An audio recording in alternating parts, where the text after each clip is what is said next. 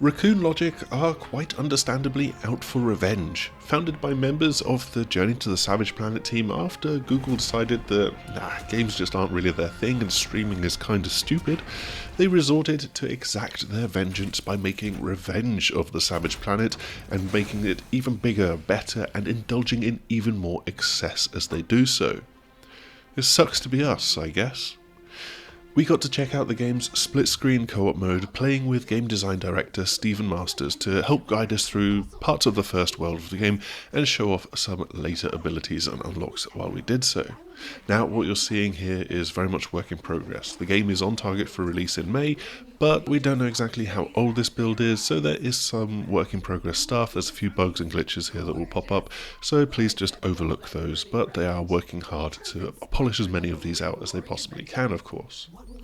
But the first thing that grabs me isn't the game itself. Call me a 90s gamer as all that you want, but there's something special about having FMV in video games. Revenge of the Savage Planet takes it to Robocop levels of weirdness, from adverts for what's basically Huel in binliners, to the introductory video by a VP of the Space Megacorp Alta Interglobal, having just the right amount of bizarre camera framing, zooms, and crazy eyes on show. I love how over the top they go and look forward to seeing all of the Barbie creations that are sprinkled throughout the full game. Stephen told us that there's maybe 14 or so of the adverts in the game, in addition to all of the various cutscenes, and they're going to be spread out so that you don't get all of them in one glut at the start.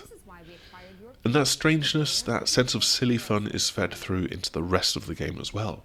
As you crash land on this alien world and step out for the first time, your character looks around you in first person, just like in the first game, until they pick up the little AI bot and they are shocked into the camera shooting at the back of their head to reveal the third-person camera for this sequel. One of the interesting tidbits about Journey to the Savage Planet was that the team considered switching to third person for that game, but it was just getting a bit too close to release in order to actually pull it off. So this sequel gives them the chance to set that right. And with good reason, because you will immediately notice just how excessive all of the animations are, almost like they've been lifted straight out of some early hand-drawn animated movies. There's a wonderful cartoonish tone to simply running around the world, kicking your co-op buddy up the butt, knee sliding down slopes, and run wading through water. It brings a huge amount of expressiveness to the game that goes together brilliantly with the vibrant and equally imaginative alien worlds that you can explore. Yup, it's planets plural this time, which obviously doesn't quite work with the title's singular planet, but let's not complain too much about having more places to visit.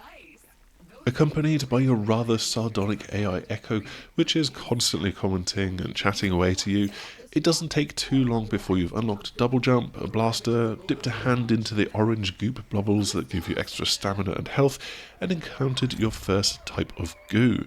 You'll also have reached the abandoned space habs of New Florida. These were sent to the planet ahead of you, beamed there in fact, giving you a home base to return to and customize as you adventure through the solar system.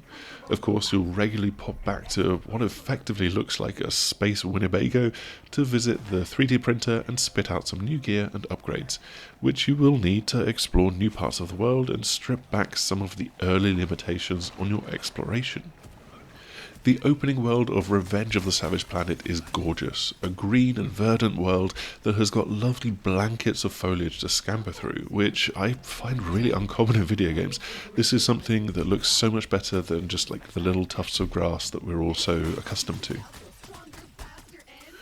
You'll constantly be switching into visor mode to scan all of the different flora and fauna that you find, and that fauna is heckin' strange, including what amounts to just a giant raccoon head with tiny legs, and which splats into puddles of green blood and some bulbous eyes when you shoot them or kick them enough times. Or there's the oversized dung beetle-like creatures that try to flip their bodies over onto you as they attack, or diminutive little balls of basically angry teeth that just want to chase after you and then explode at your feet into puddles of lava. Some creatures will need tricks to defeat. The beetles have weak spots that you can shoot to stun them once they've flipped over and exposed their rear to you, while green gelatinous blobs can be blasted with water or lava to get rid of them in two very different ways. But there's also a goal to capture animals like it's a kind of Metal Gear Solid 5 and beam them back to a sanctuary at your home base. Visit them there and they're all friendly and cuddly, which is quite a cute little twist. Jumping ahead to our latest save file, we got to sample some of the extra abilities and new twists for this game. There's still a grappling hook, there's also now a hang glider and some underwater gear to help you explore below the surface. And that goes together with the shift to third person really nicely. Well, the big new hook is the multiple coloured goos that you can squirt around the world. The first that you stumble upon, well, slip and slide across more accurately, is the green slippery goo, which feels like it's almost as much of a hindrance to you as it is a helper, to be honest. You can use it to spray creatures and enemies to make them lose their footing a little bit, but then you'll slip around on it as well. It's a good thing that you've then got a water hose for some power wash simulator style action, or you can do the exact opposite, because this green goo is incredibly flammable. So once you've unlocked the lava tank to fire at grenades of flaming magma, which is great fun in and of itself when you manage to just about nail the grenade launcher kind of arc to hit a flying enemy and set it on fire, it's even more fun when you start combining it with the green goo and creating these big old explosions. Just, well, try not to blast it when your buddy is stood in it, perhaps. Rounding out the options that we saw was the Ferro Goo, and we didn't really get to play with this too much, but this is electrically conductive and it is super sticky, so it will give you extra grip on the floor. All of this is playable in co-op, as you are seeing all the way through this video, and that is including, well, as you can see, split screen, but also online multiplayer. I've already mentioned giving your co-op buddy a hefty boot, an immediate reaction to see if friendly fire is enabled, just like it's a Halo game, but it's not. And while it isn't, the green goo and explosive side effects that it has can have an effect on your partner, and yeah, I mean, even if you're doing it intentionally, it is invariably amusing. But having split screen in this game is honestly fantastic to see, and it has no doubt been a real technical challenge given the open worlds and the amount of detail that Raccoon Logic is stuffing into them. All in all, Revenge of the Savage Planet takes that delightfully offbeat tone of Journey to the Savage Planet and ramps everything up a few notches.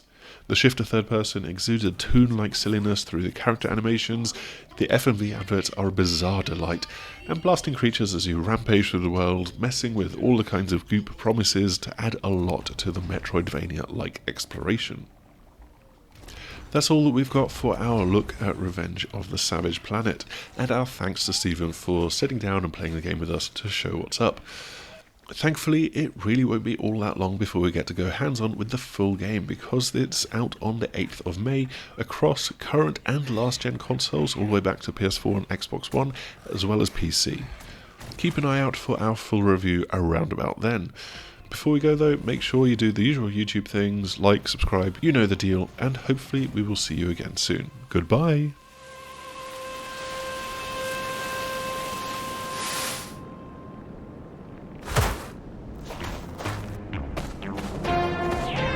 Now this is more what I expect in a distant alien world. Empty, arid, desolate. Everywhere else we've been has been a bustling alien paradise. Hopefully this one isn't a bust.